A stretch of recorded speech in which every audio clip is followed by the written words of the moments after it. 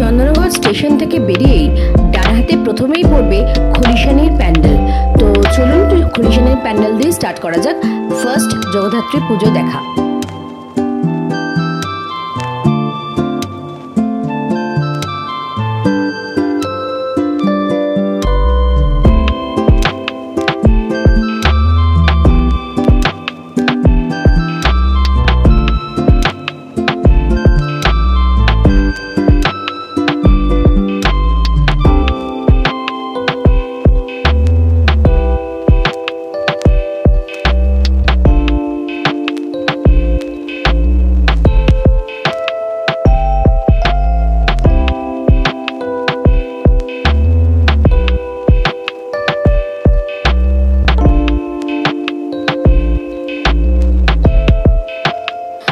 বাগবাজারের দিকে একটু গেলে বাঁ হাতে একটা বাড়ির পুজো করবে, যেটা কিন্তু সত্যজিৎ রায়কে ডেডিকেট করে ভূতের রাজা দিল বরের থিমের উপর গড়ে উঠেছে। সেটা বাড়ির প্যান্ডেল, তো এটার আলাদা কিছু নাম নেই, এটাও কিন্তু খুব সুন্দর দেখে নিতে পারেন। এরপরে সামনে একটু এগিয়ে বাঁ হাতেই পড়বে আপনজনের প্যান্ডেল। তো চলুন সেটা দেখে নিই কিরকম হয়েছে।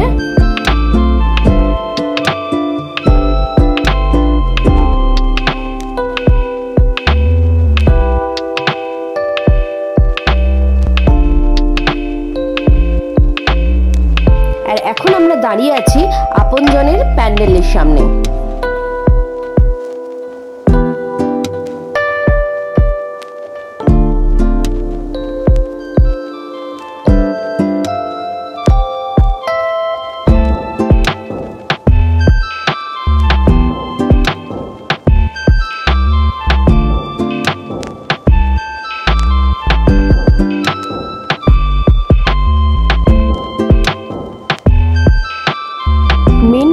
নেমে আরেকটু এগোলে ডান হাতে পড়বে হচ্ছে ফটকগোড়ার প্যান্ডেল, আর এই হচ্ছে ফটকগোড়ার মাতৃ মন্দির।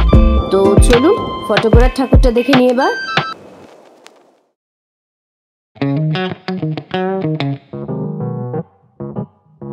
ফটকগোড়া থেকে স্টেশন রোড দিয়ে সোজা এগোলে পাবেন মধ্যাঞ্চল। মধ্যাঞ্চলের ঠাকুর ডান দিকে পড়বে, কিন্তু এখানে অবশ্যই বলে রাখা দরকার মধ্যাঞ্চলে কিন্তু একটা লাইট অ্যান্ড সাউন্ডের দুর্দান্ত শো হচ্ছে, সেটা কিন্তু কোনোভাবেই মিস করবেন না। আপনারা তো সবাই জানেন চন্দননগর মানেই আলোর খেলা, আর এই আলোর খেলাতে এই ধরনের আলো আপনারা দেখতেই পারেন। তো এগুলো কিন্তু চন্দননগরের ঐতিহ্যের একটা অংশ। সামনে ডান হাতে এই হলো মধ্যাঞ্চলের মণ্ডপসজ্জা, এবং সাথে আপনাদের এখানে প্রতিমাও আমি দেখাবো। চন্দননগরের প্রত্যেকটা প্রতিমা কিন্তু ইউনিক এবং প্যান্ডেলগুলো ভীষণ সুন্দর, এবং যেগুলো কিন্তু আপনাকে আকর্ষণ করবে অন্তত একবার চন্দননগরের জগদ্ধাত্রী পুজো এসে দেখে দেওয়ার জন্য। স্টেশন রোড ধরে সামনে কিছুটা এগোলে আপনি একটা চৌমাথা দেখবেন। সেই চৌমাথা থেকে ডান দিকে আমরা প্রথমে যাব বাগবাজারের প্রতিমা দর্শন করার জন্য। এখানেও কিন্তু আলোকসজ্জা দুর্দান্ত, আপনারা অবশ্যই এটা দেখে উপভোগ করতে পারবেন বলেই আশা রাখছি। আর এই হলো বাগবাজারের প্যান্ডেল এবং প্রতিমা।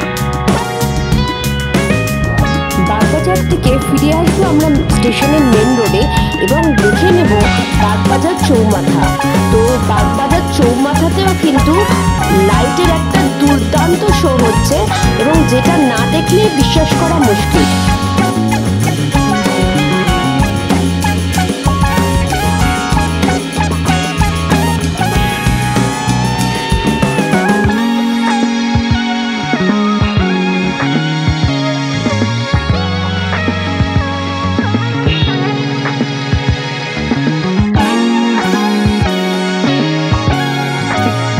তো চলুন এবার দেখে নিই বাগবাজার চৌমাথার মণ্ডপসজ্জা এবং প্রতিমা। এরপর স্টেশন রোড ধরে আরো সোজা এগোলে যে চৌমাথাটা পড়বে সেখান থেকেও সোজা আমরা হাঁটবো, তাতে আমরা পাবো পুঁথির মাঠের ঠাকুর। তো চলুন সেখানে সাজসজ্জা এবং প্রতিমাকে দেখে নিই।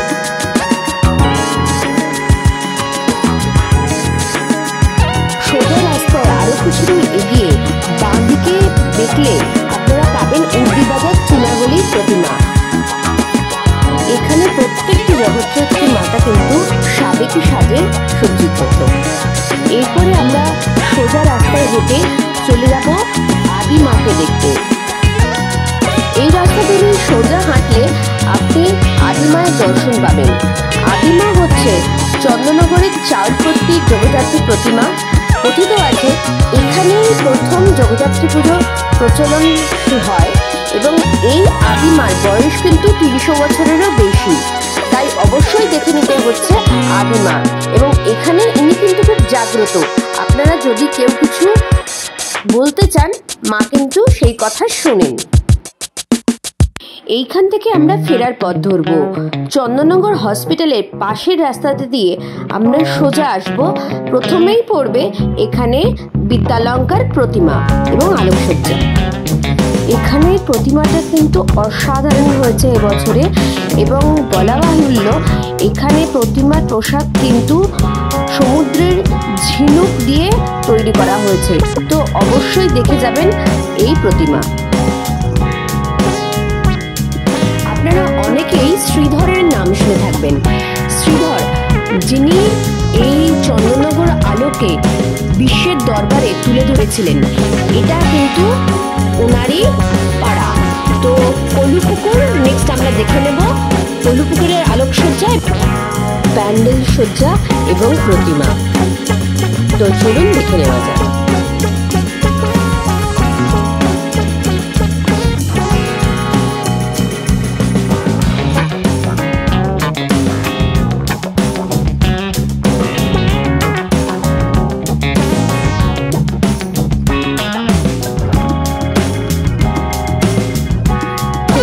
প্রতিমা দর্শন করার পর আপনি সোজা হেঁটে বাঁদিকে গেলে কিন্তু চন্দননগর স্টেশনে পৌঁছে যেতে পারবেন।